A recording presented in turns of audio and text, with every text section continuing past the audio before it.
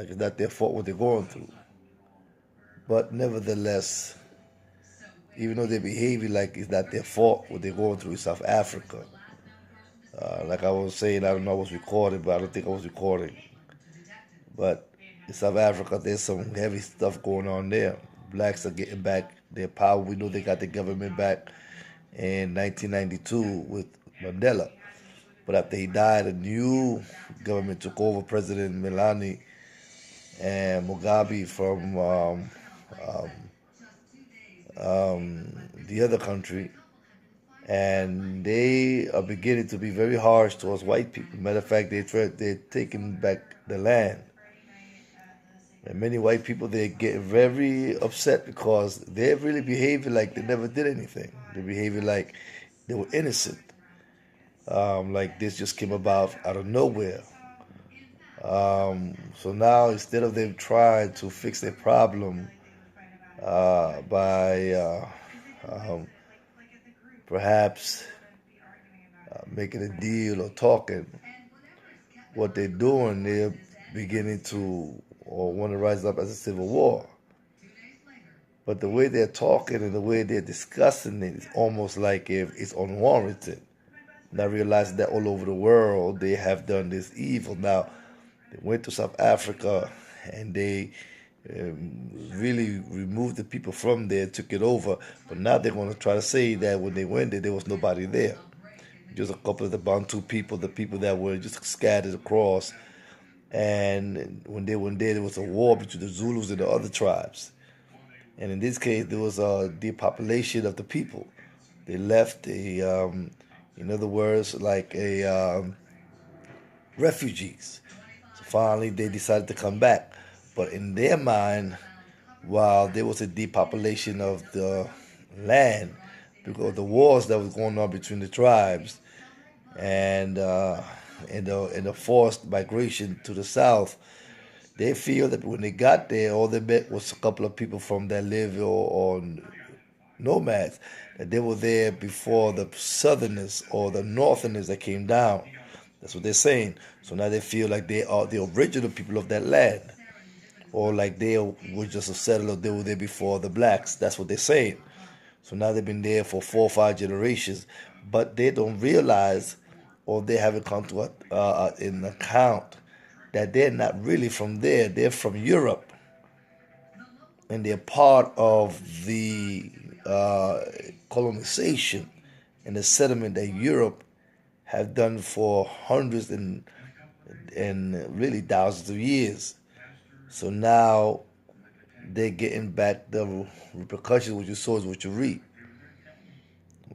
So now there's a dilemma, and now the South African president Milani, he's rising up and he ain't joking around. He's saying, "You're gonna have to give up the land, and we're gonna take the land."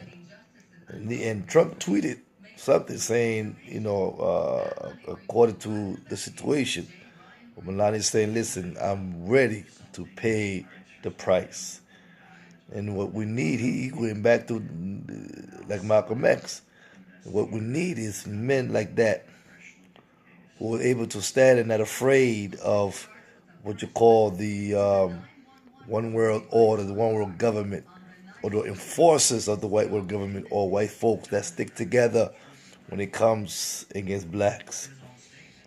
So they have all kind of negative things to say about them, or them communist and Marxist and all this kind of stuff, but they never ever have what you call, and they're bringing up history, but the history is always on their side. They never have a balance of history. That's why white folks are very good historians, but you can never trust them because they always have a what you call a crippled or a half truth. It's always more on their side than the whole truth. So that's why you have to be balanced. You got to hear both sides, because white folks leave a lot of stuff out of history, and they only bring out the part that benefit them or exaggerate the part that benefit them. And then one thing about them, like the South Africans, white South Africans, always talking about we're Christian people, we're Christian people, we're Christian people. Well, if you're so Christian, why you don't follow the tenets and the doctrines of Jesus Christ? You never follow them. Not here, not in South Africa, not in Africa, not in Europe. Nowhere you find a white man that truly follows the doctrines of Jesus Christ. Because their real God, their real God is that white Jesus that they worship, that is different than the Jesus that the black man worships. The Jesus that they worship tell them to kill, to rob, and to destroy. But the Jesus that we worship says that we will have life, and God, we came to give us life and life more abundantly. So when they talk about Jesus, it's not the same Jesus we worship. It's another Jesus. It's an imposter. So now the South Africans are going to go to war to fight for their land because they say that the white black man is an inferior being. And because he's an inferior human being, and genetics prove it that he's inferior because white folks have what you call a gene of the caveman gene. See, everybody has that gene. I forgot what they call the Neanderthal. Yeah, the Neanderthal gene, except for the blacks. Well, that's because they're the purest human being there is. But in their mind, they suggest that that makes them inferior.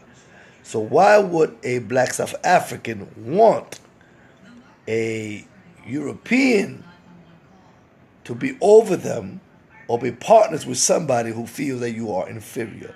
They feel that once blacks rule themselves, the whole country going to go down, everybody going to starve, everybody going to die, it's going to be the end of the world because blacks cannot rule themselves, they need white folks to survive. Well, what you were doing before that, before the white folks came. So now, if you have a partner, he feels that he is the intellectual because your race makes it inferior, you don't need that partner. You better go your way and I go mine. Let me and my inferior self stay ruling myself, and you take your superior self and go back to where you came from. And that's it.